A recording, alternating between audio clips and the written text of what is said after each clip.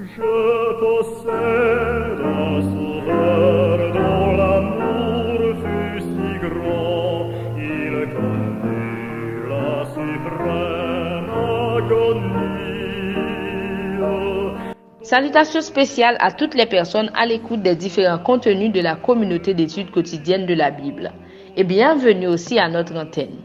Aujourd'hui, nous allons partager avec vous ce que croient les adventistes du 7e jour.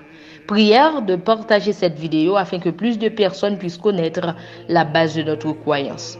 Nous sommes dans la croyance fondamentale numéro 5 qui a pour thème le Saint-Esprit. Aujourd'hui, nous allons vous parler de l'origine et la mission du Saint-Esprit. Pour mieux comprendre l'origine du Saint-Esprit, il faut se référer aux propos de Jésus lui-même dans Jean 14, verset 18, la veille de sa mort, les paroles relatives à son départ imminent qui troublèrent grandement ses disciples. Il les assura immédiatement qu'il recevrait le Saint-Esprit comme son représentant personnel, et ainsi il ne resterait pas orphelin. Quand le Christ révéla à un monde perdu l'origine de la mission du Saint-Esprit, il mentionna deux sources. Tout d'abord, il fit référence au Père en disant, dans Jean 14, verset 16, « Je prierai le Père et il vous donnera un autre consolateur venu du Père. » Il appela le baptême du Saint-Esprit ce que le Père avait promis.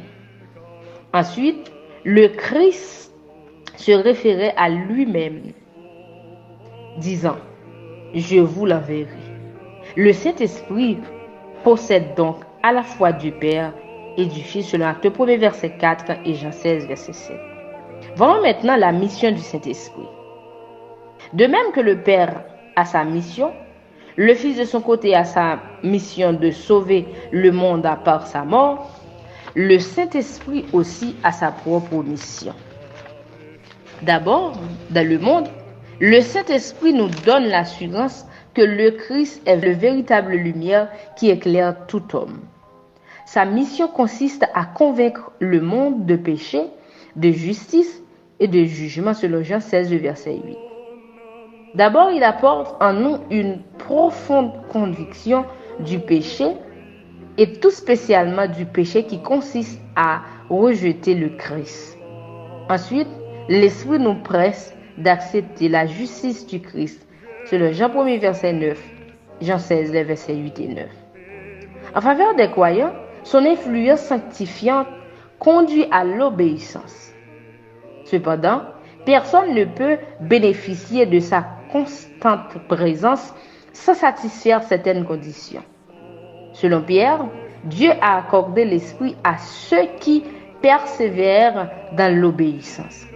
Les croyants sont donc exhortés à ne pas résister à l'Esprit, à ne pas l'attrister et à ne pas l'éteindre. Selon 1 Pierre 1, verset 2, Actes 5, 32, Éphésiens 4, le verset 30.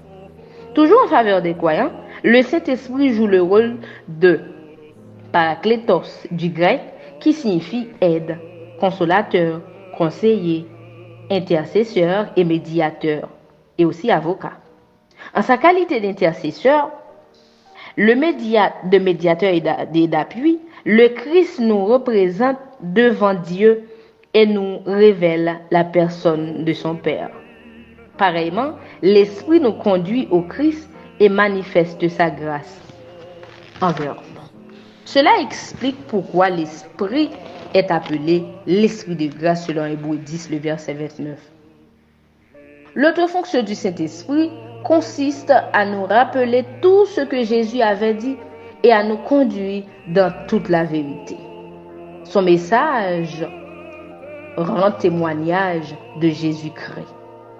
Il ne parlera pas de sa propre autorité, dit Jésus, mais il dira tout ce qu'il aura entendu et il vous annoncera les choses à venir. Il me glorifiera parce qu'il prendra de ce qui est à moi et vous l'annoncera. C'est pour cette raison que Jésus lui-même l'appela l'Esprit de vérité, selon Jean 14, 17, Jean 16, versets 13 et 14. Non seulement le Saint-Esprit nous transmet le message du Christ, mais encore il apporte la présence même du Christ dans notre vie. Jésus lui-même l'atteste dans Jean 16, le verset 7, disant « Il vous est avantageux que je m'en aille, car si je ne m'en vais pas, le consolateur ne vient pas vers vous. Mais si je m'en vais, je vous l'enverrai. » En ce qui concerne l'Église, comme l'Esprit rend le Christ vraiment présent, il est le véritable vicaire du Christ sur terre. En tant qu'autorité suprême en matière de foi et de doctrine, les moyens dont il conduit l'Église sont en parfaite harmonie avec la Bible.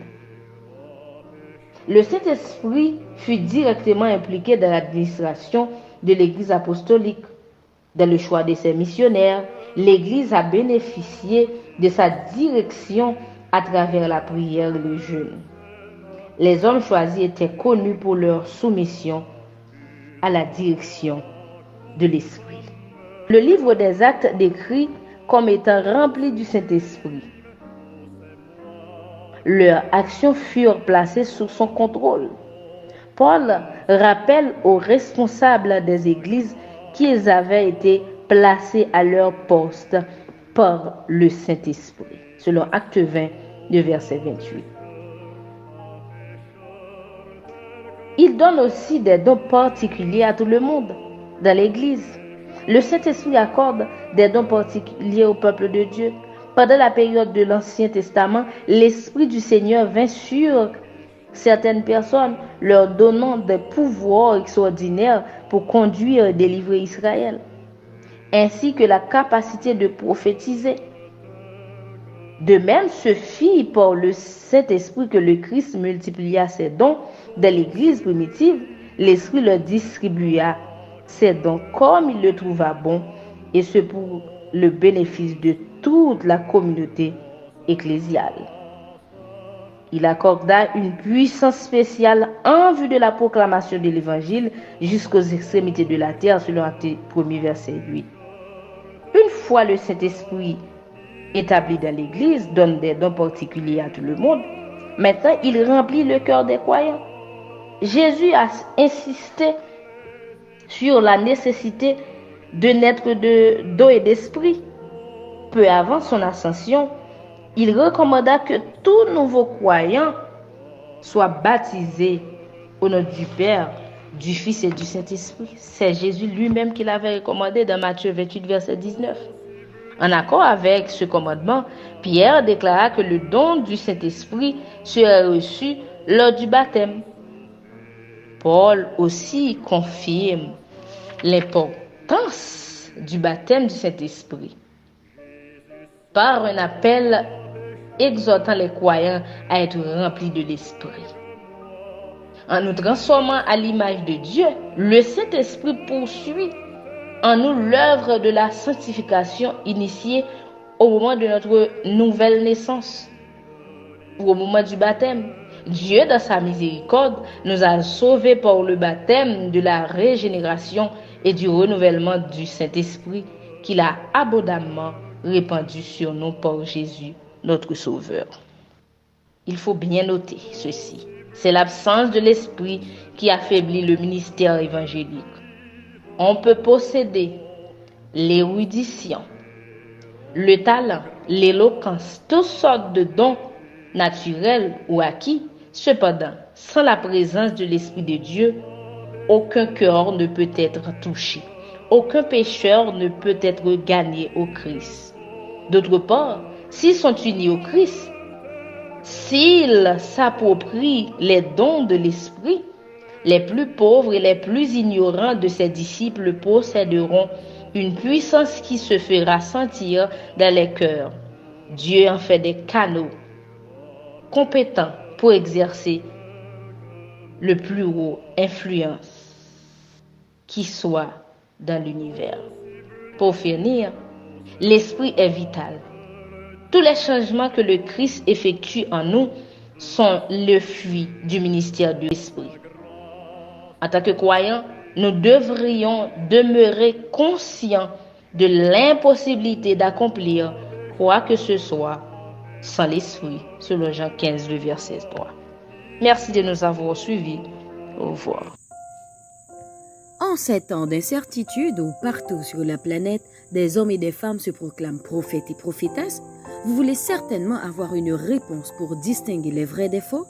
La communauté d'études quotidiennes de la Bible vous invite à une conférence en direct sur YouTube le dimanche 6 octobre 2024 à 4h p.m. heure de Miami, sur le thème « Comment identifier les prophètes à la lumière de la Bible ?»